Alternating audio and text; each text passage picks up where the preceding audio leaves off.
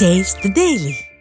ஜம்மு காஷ்மீரில் 7 மாவட்டங்களுக்கு உட்பட்ட 40 சட்டமன்ற தொகுதிகளுக்கு மூன்றாவது மற்றும் இறுதி கட்டமாக அக்டோபர் 1 தேர்தல் நடைபெறுது. குறிப்பாக ஜம்முவில் இருக்கக்கூடிய 24 சட்டமன்ற தொகுதிகளுக்கும் காஷ்மீரில் இருக்கக்கூடிய 16 சட்டமன்ற தொகுதிகளுக்கும்னு சேர்த்து இந்த 40 தொகுதிகளுக்கு தேர்தல் நடைபெறுது.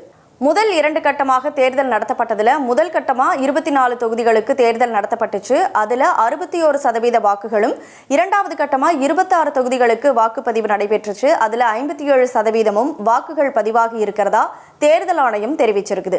இந்த சூழலில் மூன்றாவது கட்டமாக இந்த 40 தொகுதிகளுக்கு நடத்தப்படக்கூடிய தேர்தலில் அதிக அளவில் வாக்குகள் பதிவாகும்னும் இந்த வாக்குகள் தேர்தல் முடிவையே மாற்றும் தன்மை கொண்டது அப்படின்னும் எதிர்பார்க்கப்படுது.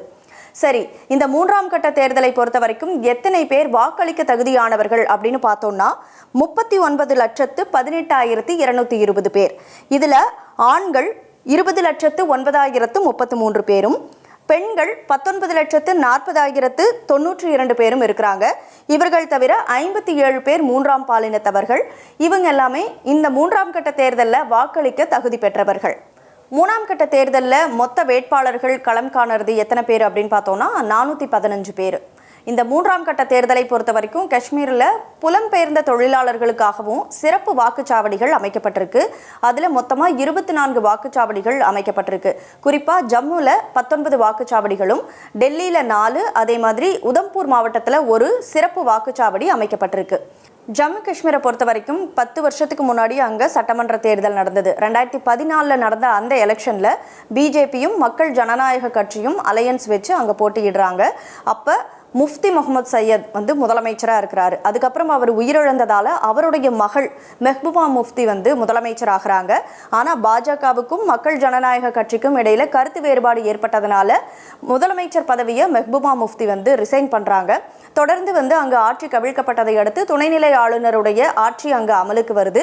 அதுக்கப்புறமா 370 சட்டப்பிரிவு நீக்கப்படுது.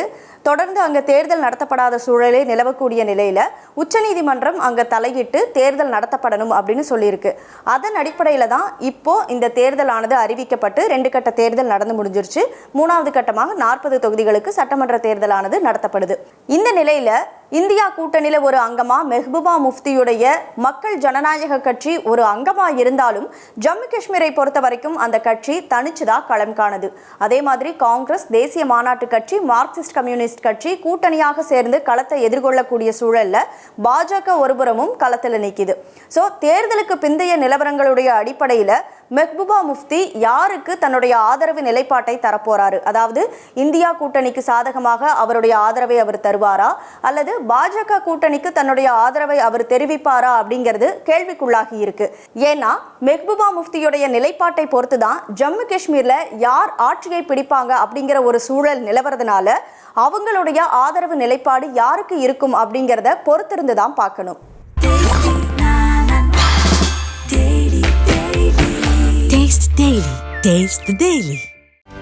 செய்திகளை உடனுக்குடனும் துல்லியமாகவும் தெரிந்து கொள்ள சப்ஸ்கிரைப் பண்ணுங்க.